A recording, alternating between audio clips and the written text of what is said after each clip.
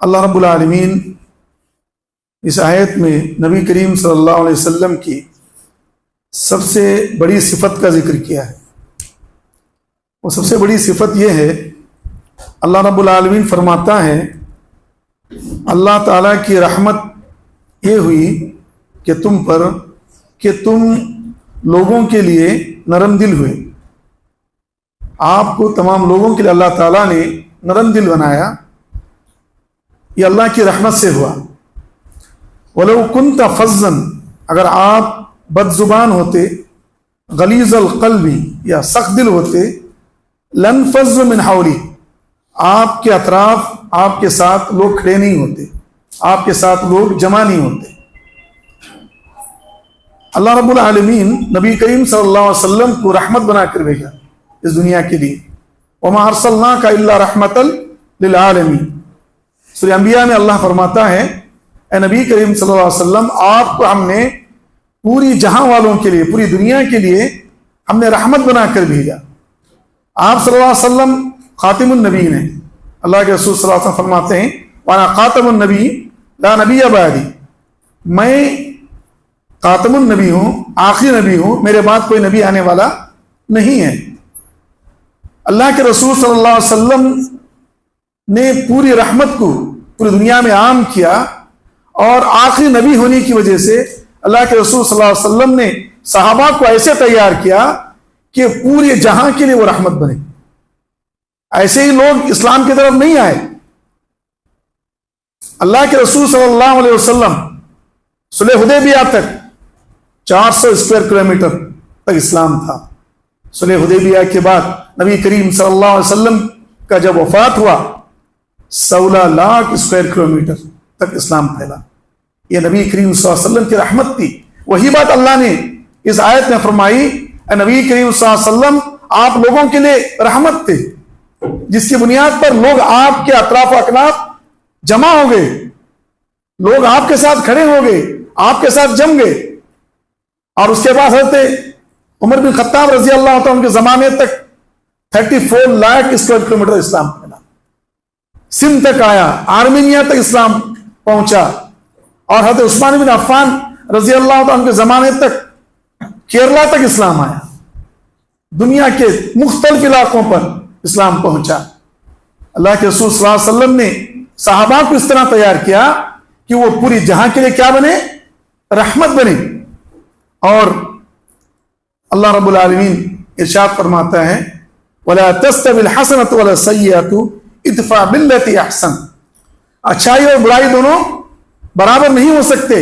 ادْفَعْ بِالَّتِي أَحْسَنُ، تم برائی کا دفاع اچھائی کے ساتھ کرو، احسن طریقے سے کرو. احسن طریقہ کیا ہے؟ برائی کو اچھائی سے ڈیفنس کرنے کا طریقہ کیا ہے؟ قال ابن عباس، عبداللہ ابن عباس رضی اللہ عنہ کہتے ہیں امر بالصبر عند الغضب. اللہ تعالیٰ نے اس آیت کے اندر حکم دیا صبر کرو غصے کے وقت. جب غصہ آتا ہے تو صبر کرنا ہے، یہ ڈیفنس ہے. الصبر عند الصدمۃ الاولى، جب کچھ پرابلم سڈنلی آ جاتا ہے تو اس وقت انسان صبر کرتا ہے تو وہی اصل صبر ہے.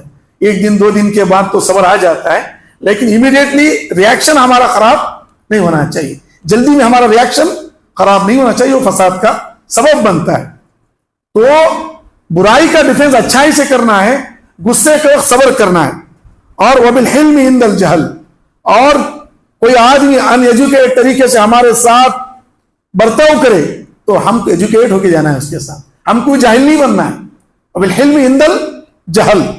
اور پھر عبداللہ ابن عباس کہتے ہیں وَبِالْعَفْوِ عِنْدَ الْإِحْسَانِ، اور کوئی آدمی تمہارے ساتھ برا سلوک کرتا ہے تو اس کو درگزر کرو، اس کو معاف کرو، معاف کرنے کی صفت اپنے اندر پیدا کرو. یہ 3 طریقے عبداللہ ابن عباس کہتے ہیں اگر ان 3 چیزوں کو تم اپناؤ گے، غصے کے وقت صبر، اور کوئی آدمی جاہل بن کے آتا ہے، ان ایجوکیٹڈ طریقے سے ہمارے ساتھ برتاؤ کرتا ہے، ہمارا ڈیفنس کیا ہو؟ ایجوکیٹڈ ہو، علمی انداز میں ہو، ایسا نہیں کہ ہم بھی جاہل بنے اس کے ساتھ. اور پھر کوئی آدمی برا سلوک کرتا ہے تو ہم کیا کریں؟ اس کے ساتھ اچھا سلوک کریں. یہ ڈیفنس کا طریقہ ہے. پھر کہتے ہیں اذا فعلت ذلك، جب تو ایسا کرے گا ڈیفنس، قضى لك عدوك، اور تیرا دشمن تیرے آگے جھک جائے گا. جھک جائے گا، وہ سرنڈر ہو جائے گا تیرے آگے. وَصَارَ الَّذِي بَيْنَكَ وَبَيْنَهُ عَدَاوَةٌ كَالصَّدِيقِ وَالْقَرِيبِ، اور تیرے اور اس کے درمیان جو دشمن ہے، جو دشمنی تھی وہ ختم ہو جائے گی، وہ تیرا دوست بن جائے گا اور تیرا قریبی بن جائے گا. یہی وہ طریقہ ہے ڈیفنس کا، لوگوں کو اپنے قریب کرنے کا، لوگوں کو اپنے نزدیک لانے کا. یہ بہت زبردست چیز ہے جو اسلام نے جو ہمیں سکھایا، لوگوں کو اپنے قریب لانا سکھایا، ڈیویٹ کرنا نہیں سکھایا، لڑانا نہیں سکھایا، جھگڑا کرنا نہیں سکھایا، بلکہ لوگوں کو اپنے ساتھ جوڑنا سکھایا. اللہ کے رسول صلی اللہ علیہ وسلم نے سارے عربوں کو جوڑا جو الگ الگ ٹکڑوں میں تھے، الگ الگ قبیلوں کے اندر وہ ٹوٹے ہوئے تھے، الگ الگ خاندانوں میں وہ ٹوٹے ہوئے تھے. اللہ کے رسول صلی اللہ علیہ وسلم نے سارے قبائل کو، سارے خاندانوں کو ایک ساتھ جوڑا. اوس و خزرج کی لڑائیاں کئی سالوں سے لڑ رہے تھے اوس و خزرج، لیکن نبی کریم صلی اللہ علیہ وسلم نے ان کے اندر کی دشمنی ختم کر کے پیار و محبت کا ماحول بنایا. تفسیر بغوی اور تفسیر تبریغ کے اندر یہ بات موجود ہے. نبی کریم صلی اللہ علیہ وسلم کی صفت بخاری کے اندر حدیث موجود ہے. نبی کریم صلی اللہ علیہ وسلم کی صفت صحابہ کرام بتاتے ہیں، لیس بفظ، آپ صلی اللہ علیہ وسلم بد اخلاق نہیں تھے، کسی کے ساتھ بد اخلاقی سے پیش نہیں آتے تھے. اللہ انک لعلی خلق عظیم، سورہ قلم کے اندر ہے نبی کریم صلی اللہ علیہ وسلم بلند اخلاق پر فائز تھے. آپ صلی اللہ علیہ وسلم نے اخلاق کی تکمیل، اللہ کے رسول صلی اللہ علیہ وسلم فرماتے ہیں انما بعثت لاتمم مکارم الاخلاق، اللہ تعالیٰ نے مجھے جو بھیجا ہے اخلاق کی تکمیل کے لیے بھیجا ہے. پوری دنیا کو اخلاق، کیریکٹر کس نے سکھایا؟ نبی کریم صلی اللہ علیہ وسلم.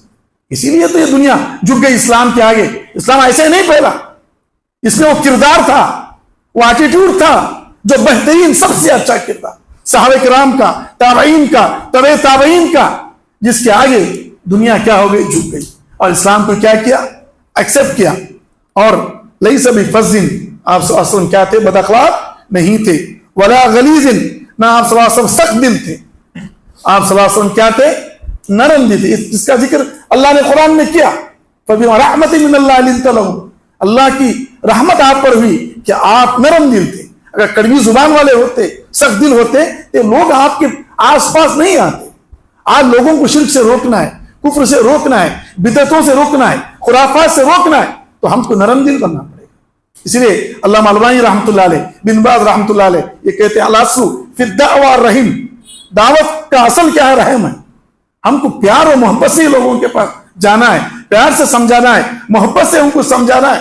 جو غلو کر بیٹھے ہیں شرک کے اندر، کفر کے اندر، بدعتوں کے اندر، خرافات کے اندر جو ڈوبے ہوئے لوگ ہیں، ہماری ذمہ داری بنتی ہے ہم پیار سے، نرم سے ان کو سمجھائیں اور دلائل ان کے سامنے رکھیں، قرآن کے دلائل، احادیث کے دلائل اور اقوال صحابہ کو ان کے سامنے رکھیں، سلف کے اقوال ان کے سامنے رکھیں، سمجھا کر ان کو اللہ کے قریب لانے کی ہم کوشش کریں.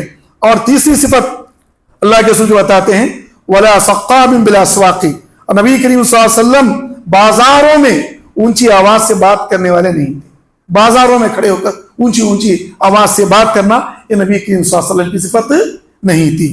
ولا يدفع السيئة بالسيئة، اور نبی کریم صلی اللہ علیہ وسلم برائی کا ڈیفنس برائی سے نہیں کرتے تھے. آپ صلی اللہ علیہ وسلم برائی کا دفاع آسان طریقے سے کرتے تھے، سب سے اچھے طریقے سے، سب سے عمدہ طریقے سے نبی کریم صلی اللہ علیہ وسلم برائی کا دفاع کرتے تھے، جس کی بنیاد پر پوری دنیاوی انسانیت نبی کریم صلی اللہ علیہ وسلم کے قریب آئی. یہی صفات ہمارے اندر ہونا چاہیے. وَلَكِنْ يَعْفُو وَيَصْفَحُ، اور آپ صلی اللہ علیہ وسلم عفو و درگزر کا معاملہ کرتے، معاف کر دیتے تھے سامنے والے کو، کتنا بھی بڑا ظالم کیوں نہ ہو، لیکن نبی کریم صلی اللہ علیہ وسلم کو کیا کر دیتے تھے؟ معاف کر دیتے تھے. یہ اللہ کے رسول صلی اللہ علیہ وسلم کی صفت تھی. یہ بخاری کے اندر یہ حدیث موجود ہے. اللہ رب العالمین سے دعا ہے کہ اللہ رب العالمین جو صفت نبی کریم صلی اللہ علیہ وسلم کی ہے اس صفت کو ہمیں اپنانے والا بنائے، ہمیں رحم دل بنائے، نرم دل بنائے، شفقت اور مہربانی کرنے والا بنائے، دوسروں کے لیے ہمیں جینے والا بنائے. آج کا دور تو بہت ہی پریشانی کا دور ہے، بڑی آبادی، کھانے پینے کے لیے تکلیف ہے، ان کو پریشانی بہت زیادہ ہے. ہو سکتا ہے کہ ہمارے علاقے میں کوئی فراوانی ہو، لیکن نارتھ کرناٹک یا نارتھ انڈیا میں جاتے ہیں، ایک دن کے کھانے کے لیے بھی لوگ کیا ہیں؟ پریشان ہیں. تو ایسی حالت میں ہماری ذمہ داری زیادہ بنتی ہے، بحیثیت کتاب و سنت پر چلنے والے، بحیثیت توحید پرست ہونے کی، کیونکہ اللہ رب العالمین نے ذمہ داری کس کو دی ہے؟ ان خرافی لوگوں کو نہیں دی، جو خرافات پہ ڈوبے ہوئے. اللہ تعالیٰ نے ذمہ داری ان لوگوں کو دی ہے جن کے پاس توحید ہے, جن کے پاس کتاب و سنت ہے, وہی امام ہے, وہی ذمہ دار ہیں آج کے اس دور میں کہ وہ لوگوں کی رہنمائی کریں اور ان کے دکھ درد کو, ان کے تکلیفوں کو سمجھیں, ان کے قریب جائیں, ان کے پاس بیٹھیں اور رحم دل بن کر بیٹھیں. ان کے جو پریشانیاں ہیں, تکلیفیں ہیں, مصیبتیں ہیں, ان کو بھی ہم سمجھیں. جتنا ہو سکے ہم اپنے رحم کو ان کے ساتھ کیا کریں, شیئر کریں. اللہ رب العالمین سے دعا ہے کہ اللہ رب العالمین ہمیں عمل کے توفیق عطا فرمائے. سبحانک اللہم و بحمدک و اشہد ان لا الہ الا انت استغفرک و اتوب الیک.